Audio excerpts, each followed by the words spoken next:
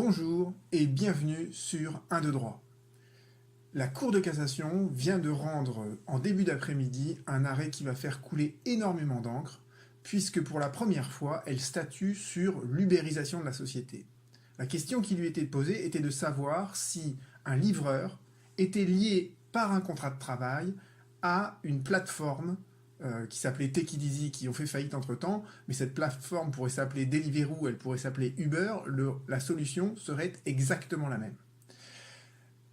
Je vous expose les faits, je vous expose brièvement la solution de la Cour de cassation et je vous donnerai quelques lectures utiles ensuite à la fin de cette vidéo. Les références seront bien évidemment mentionnées sous cette vidéo comme vous en avez l'habitude, ainsi que les mises à jour, ça vous le savez déjà.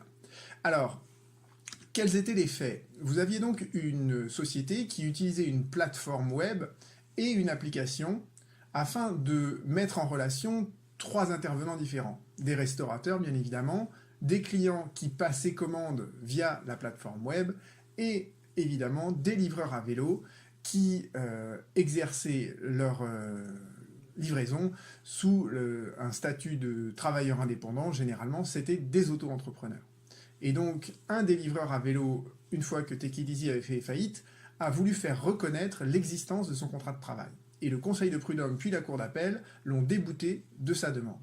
Et la Cour de cassation a cassé l'arrêt de la Cour d'appel, et son raisonnement s'articule autour de deux propositions. Tout d'abord, la Cour de cassation nous rappelle la définition du contrat de travail, plus exactement la définition du lien de subordination, tel qu'il existe depuis l'arrêt Société Générale de 1996. Et pour qu'il y ait un lien de subordination, il faut identifier trois pouvoirs de l'employeur. Le pouvoir de direction, le pouvoir de contrôle et le pouvoir de sanction. Ça, la Cour de cassation nous le rappelle, comme elle le fait classiquement.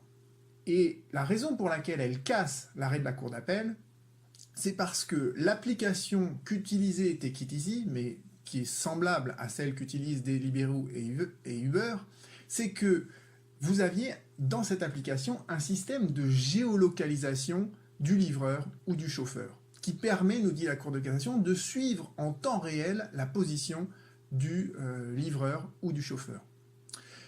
L'application permet également de comptabiliser tous les kilomètres parcourus par ce livreur. Donc vous voyez que à travers cette constatation de la Cour d'appel apparaît le pouvoir de direction de l'employeur et le pouvoir de contrôle de l'employeur. Restait à savoir est-ce qu'il pouvait y avoir un pouvoir de sanction, et la Cour d'appel l'avait également reconnu. Parce que la société, nous dit la Cour de cassation, elle disposait d'un pouvoir de sanction à l'égard du coursier. Donc vous voyez bien qu'au regard de la définition qui est donnée du lien de subordination en 1996 par la Cour de cassation dans l'arrêt Société Générale, et au regard des constatations qu'avait fait la Cour d'appel ici, les trois pouvoirs permettant de reconnaître le lien de subordination étaient caractérisés. Par conséquent, le livreur, le chauffeur sont liés avec la plateforme Uber, Deliveroo, Take It Easy par un contrat de travail. Et ça, cet arrêt, vous n'avez pas fini d'en entendre parler tellement il est absolument énorme. Et je vous mentionne sous cette vidéo le lien direct pour retrouver l'arrêt sur le site de la Cour de cassation. Il y a également une note explicative qui est très bien faite, très concise, parfaitement compréhensible pour des non-juristes.